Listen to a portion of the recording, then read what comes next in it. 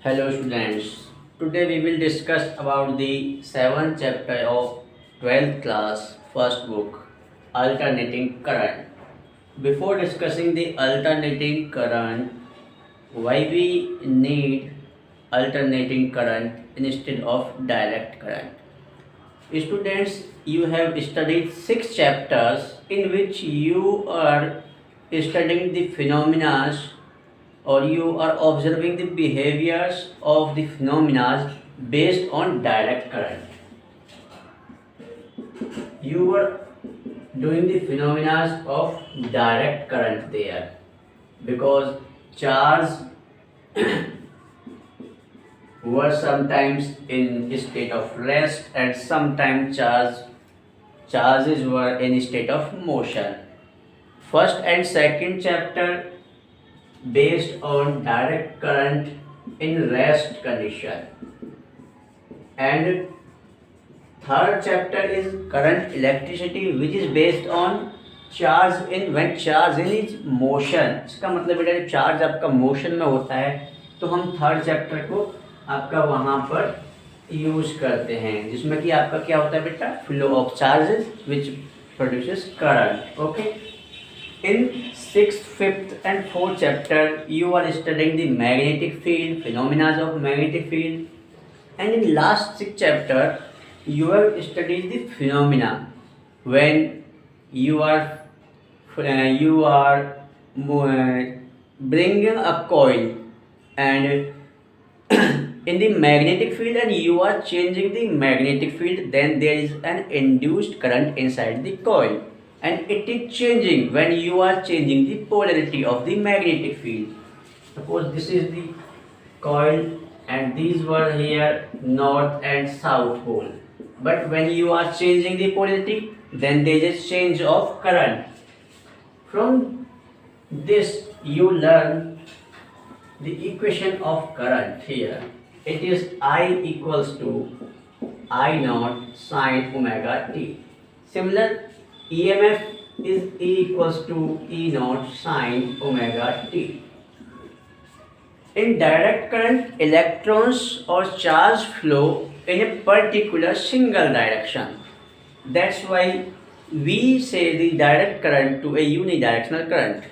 But why we require alternating current instead of DC current, students?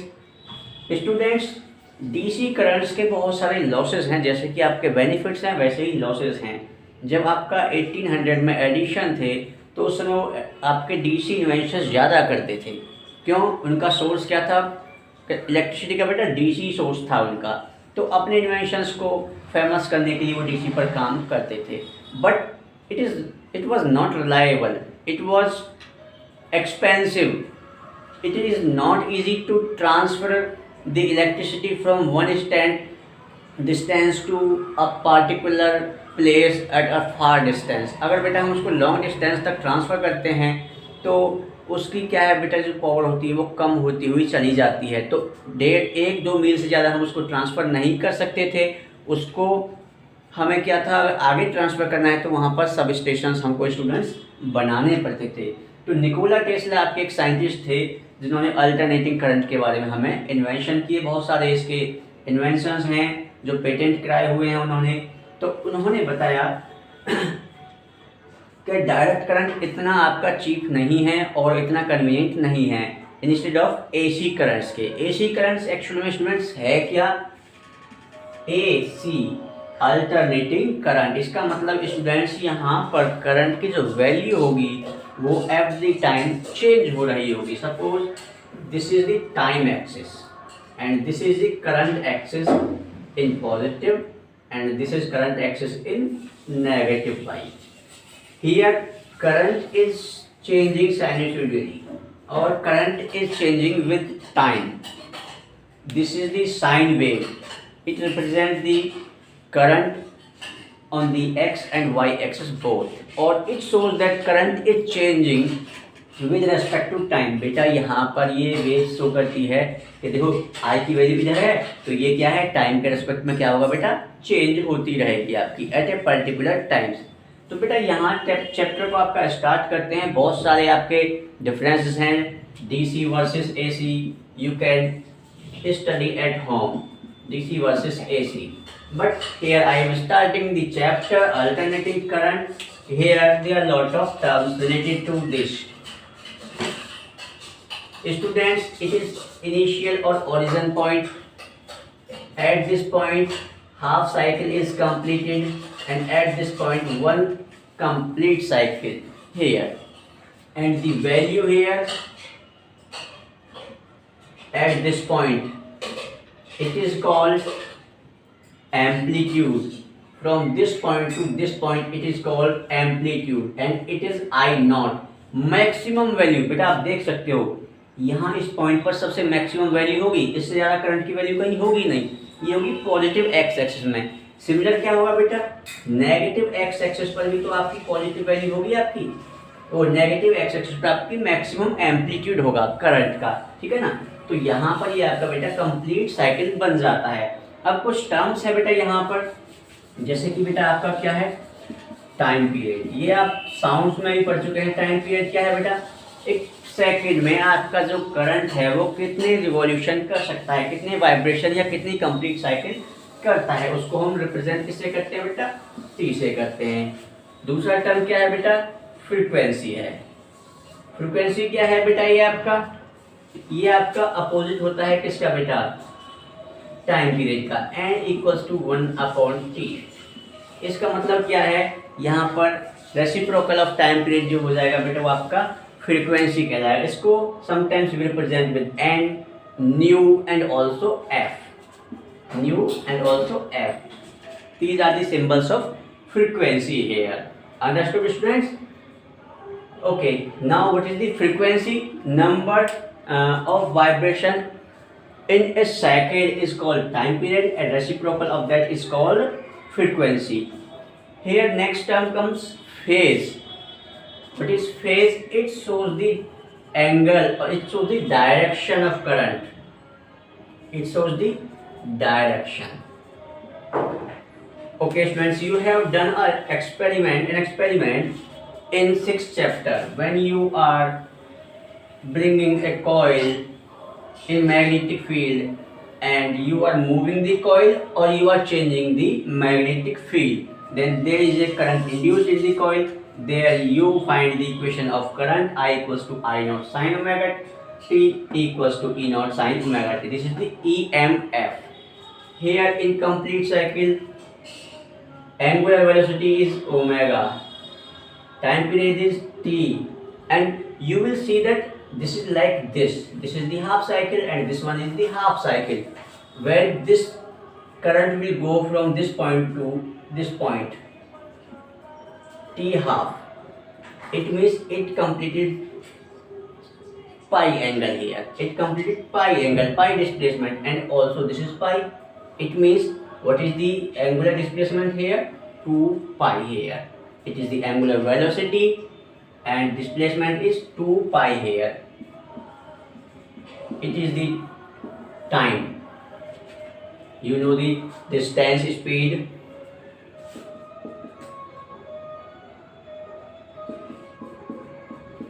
It is 2 pi upon omega students.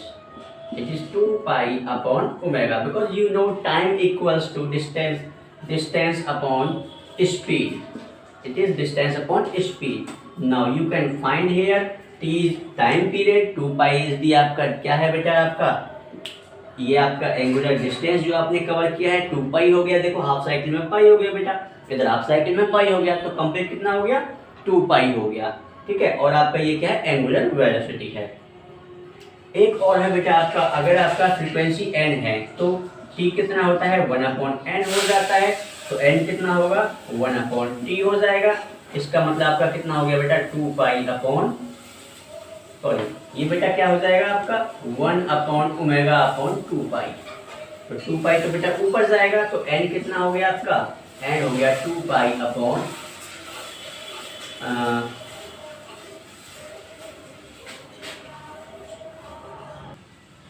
okay beta, it will be 2 pi upon omega, and omega will go in the numerator. Now omega will be equals to 2 pi n, where n is the frequency, and you, if you know the time period, you can convert n equals to 1 upon t.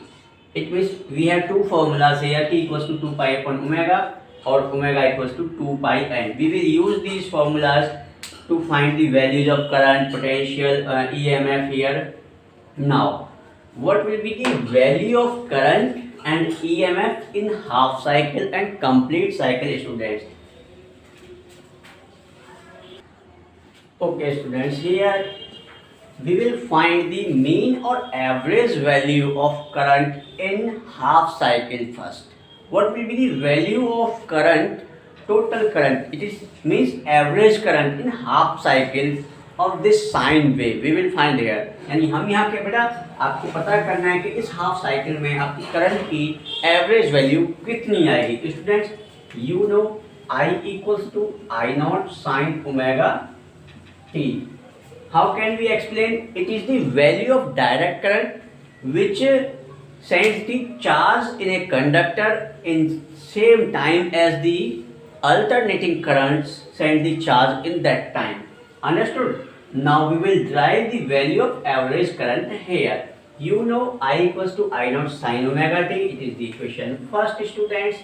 Now suppose for a short time period, बहुत छोटे time interval के लिए बेटा, suppose this is the gap and here time interval कैसा है आपका, time interval बहुत छोटा है, तो यहाँ पर करंट कैसा होगा लगभग बेटा आपका, बहुत छोटे गैप के लिए हम देखेंगे तो करंट यहाँ पर आपका, इसको ना देखते आप इसको लीजिए बेटा. देखो ये बहुत छोटा गैप लिया है मैंने, जो कि आप इंटीग्रेशन डिफरेंशिएशन में आप लेते हैं, डिफरेंशिएशन में बहुत छोटा पार्ट, तो उसके लिए क्या होगा, करंट कैसा होगा बेटा, कांस्टेंट. कंडीशन है यहाँ पे for short time interval, charge कैसा होगा बेटा यहाँ पर, सॉरी करंट कैसा होगा आपका, कांस्टेंट होगा, तो करंट आपका आई रहेगा.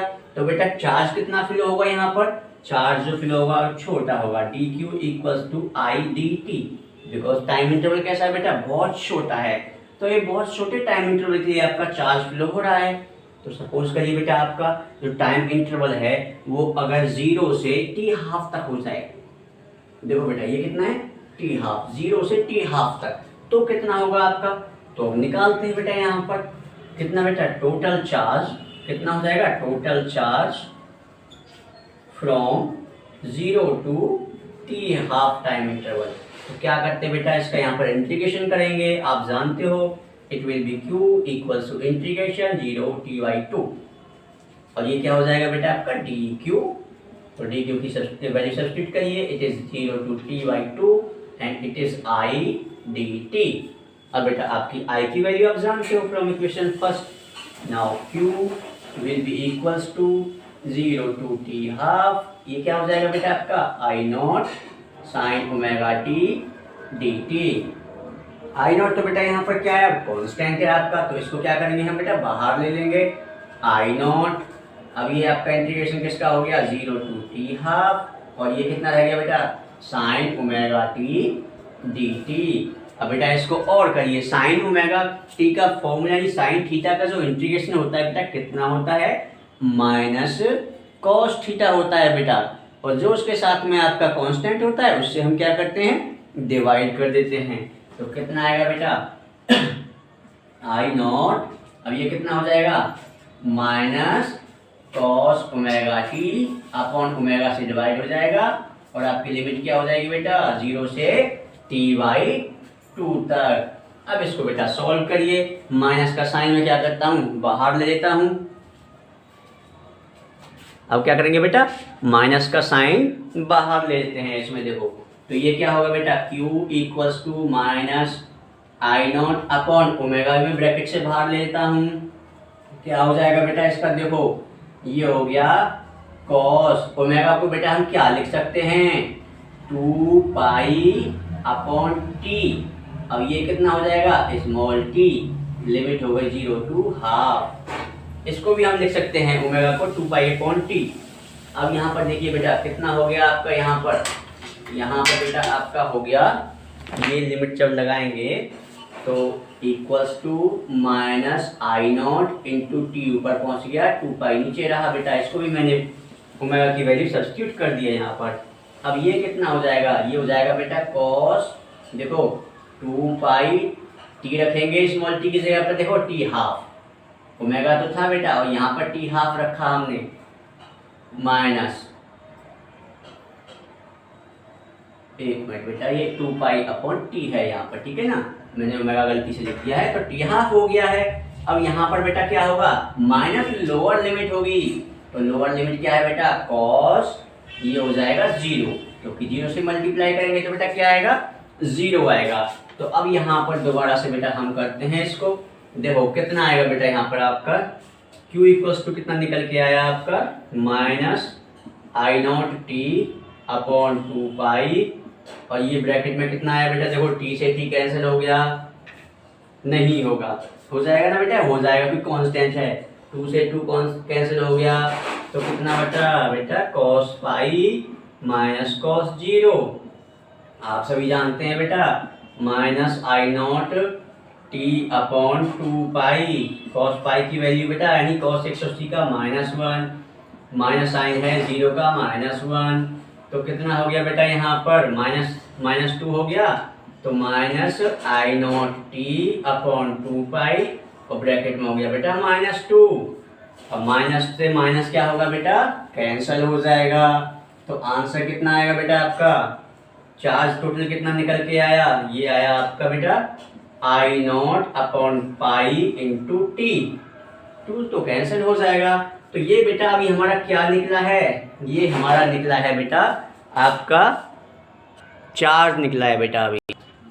ओके बेटा अब देखिए, अब हाफ साइकिल के लिए समझिए आपका जो एवरेज करंट है या मीन करंट है उसको हम क्या लेते हैं बेटा, IM लेते हैं, तो उस केस में आपका चार्ज जो होगा बेटा कितना होगा, इक्वेशन आपकी सेकंड हो गई है, चार्ज कितना होगा, IT होता है, I के प्लेस पर बेटा IM मीन हो जाएगा आपका, टाइम कितना है बेटा, T हाफ है, इक्वेशन थर्ड हो गई, इक्वेशन थर्ड भी इक्वेशन आपकी चार्ज की है बेटा, ठीक है ना, और आपका इक्वेशन 2 भी आपका क्या है, चार्ज के लिए है। यहाँ पर कंडीशन है बेटा, अगर आपका एवरेज करंट कितना है, average current for half cycle कितना मान लिया हमने बेटा, IM मान लिया है, IM यहाँ लिख देता हूँ, ठीक है ना, अब दोनों को बराबर करो बेटा, तो कितना हो गया आपका IM into T half equals to कितना है, I naught upon pi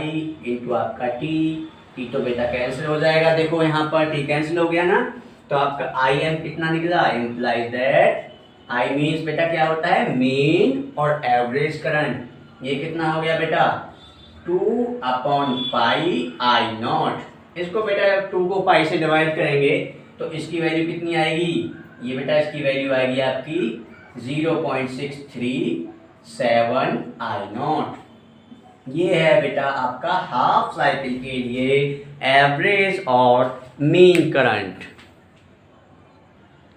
okay बेटा, now topic is mean value of average, mean और एवरेज वैल्यू ऑफ EMF। बेटा इसी इक्वेशन से हम एवरेज और मीन EMF भी फाइंड कर सकते हैं, पूरा आर्टिकल ना करके, आप इजीली समझ सकते हैं बेटा। हमारे पास 2 इक्वेशन थी, कौन सी बेटा, आपको ओम का नियम याद होगा, E अपॉन R होता है ना बेटा, यही तो होता है, पोटेंशियल या EMF अपॉन R होता है वहाँ पर, तो यहाँ पर बेटा आपका आई नॉट है, तो आई नॉट का क्या हो जाएगा, E नॉट अपॉन R हो जाएगा, तो इसमें आपको क्या करना है बेटा, आपको लिखना है Q इक्वल्स टू, ये हो जाएगा आपका E not upon R into pi आपका आया हुआ है इंटू टी, ये इक्वेशन आपकी होगी यहाँ पर 4th। इसी तरह से आप समझिएगा, अब इस इक्वेशन में आपका IM क्या बेटा, मीन और एवरेज है हाफ साइकिल के लिए, तो EMF कितना हो जाएगा, EM अपॉन R हो जाएगा, इसको यहाँ पर सब्स्टिट्यूट करिए तो Q कितना हो जाएगा बेटा, आपका हो जाएगा ये EM अपॉन R और ये इंटू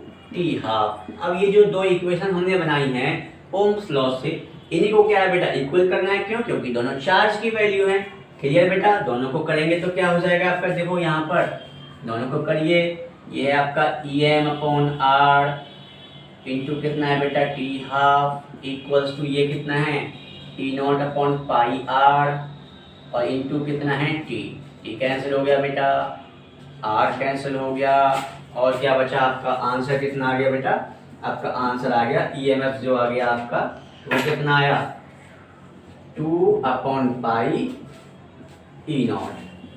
सेम वैल्यू आपकी आएगी बेटा यहाँ पर इस तरह से। तो ई एम आपका कितना आ गया 0.637 ई नॉट। करंट कितना था बेटा, आई एम था आपका 0.637 आई नॉट। आई होप सभी को बेटा समझ में आया होगा।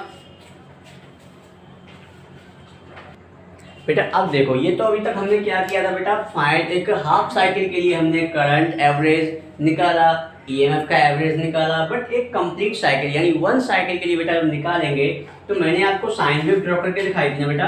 ये देखिए, ये इस तरह से आपका ये ओरिजिन था, ये आपका आई की डायरेक्शन थी जो कि पॉजिटिव थी, ये आपकी आई की नेगेटिव डायरेक्शन थी। आपकी साइन वेव बेटा इस तरह से जा रही थी, देखो ये आपका टी हाफ था, तो यहाँ आपका क्या हो जाएगा, टी हो जाएगा।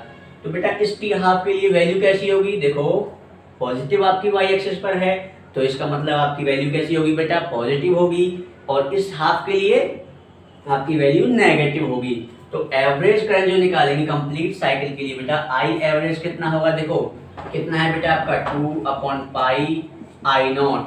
और बेटा टोटल करेंगे, लेकिन जो नीचे वाली साइकिल होगी बेटा उसकी वैल्यू कितनी होगी, नेगेटिव 2/पाई आई नॉट। इसका मतलब आपकी बेटा आई एवरेज कितनी हो जाएगी, 0। एक कंप्लीट साइकिल के लिए आई एवरेज यानी एवरेज करंट की वैल्यू बेटा कितनी होगी, 0 होगी। सिमिलर बेटा आपका ईएमएफ हो जाएगा, देखो तो ईएमएफ कितना हो जाएगा आपका, ये तो हो गया बेटा 2/पाई ई नॉट। किसके लिए बेटा, पॉजिटिव हाफ साइकिल के लिए, और नेगेटिव के लिए क्या हो जाएगी बेटा 2/पाई ई नॉट।